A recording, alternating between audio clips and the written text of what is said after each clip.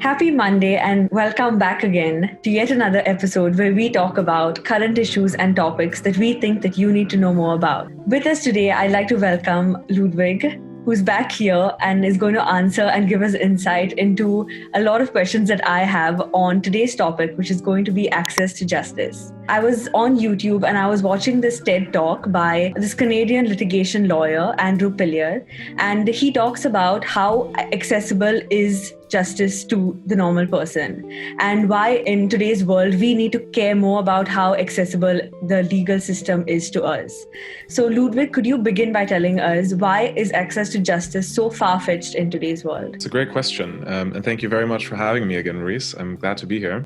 I think one statistic that we often go back to at Court Correct is from a UN working group from 2020, which notes that roughly 5.1 billion people in the world face a justice issue, so have problems with access to justice. That's a staggering amount. I mean, it's more than half of the world's population, and it really affects every country, every continent, and every demographic. So it's definitely a huge problem out there in the world, and we believe it's one of the big problems facing us today. And there are a couple of different problems with accessing justice. First of all, the cost. A lot of people can't afford legal advice. The second point is complexity. It's difficult for people to follow processes. The legal system itself is complicated. There are so many different types of institutions, types of options and routes that you can take through the justice system. So it's very hard for people to do this. And finally, of course, we have the fact that people sometimes aren't aware of their rights. They don't even know when they have a problem. And these three things together, the cost and the complexity and the unawareness of rights amongst many people, leads to the fact that unfortunately we live in a world where it's not possible to just have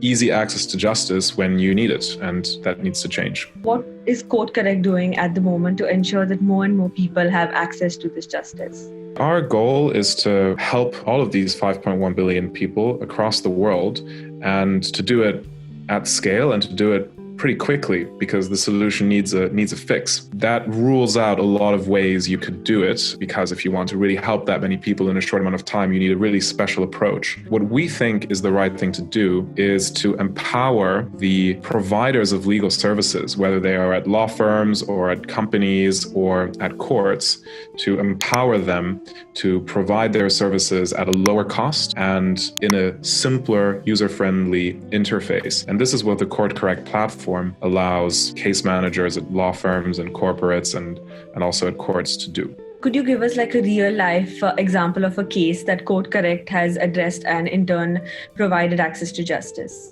Absolutely. So we've helped a lot of delivery drivers in the gig economy. They've come to us with problems relating to fines they've received, workplace issues, and we've helped them understand their options and even submit cases to courts and ombuds services. We've helped a lot of students that have had problems with their university administration during coronavirus, with mental health problems.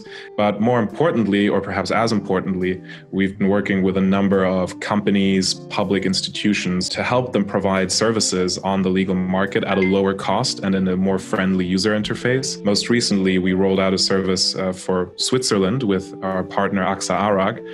And this is a good example of how our technology enables our customers to provide services at a lower cost and in a less complex environment. I think it's just super important that we all realize that having a legal system that is easy to access, that is affordable, and that actually helps you protect your rights when they are violated is really something that's worth fighting for. It's something that should come naturally to us because it's part of our democratic understanding of the role of the state, of the role of us as individuals in the state. And it's very, very disappointing that we've actually sort of resigned and accepted a world where it's not easy, it's not simple, it's not affordable to make our rights real. This is the vision for the future that we hope to contribute to. Thank you so much for the insight that you've given us today. And yeah, I'll see you next time.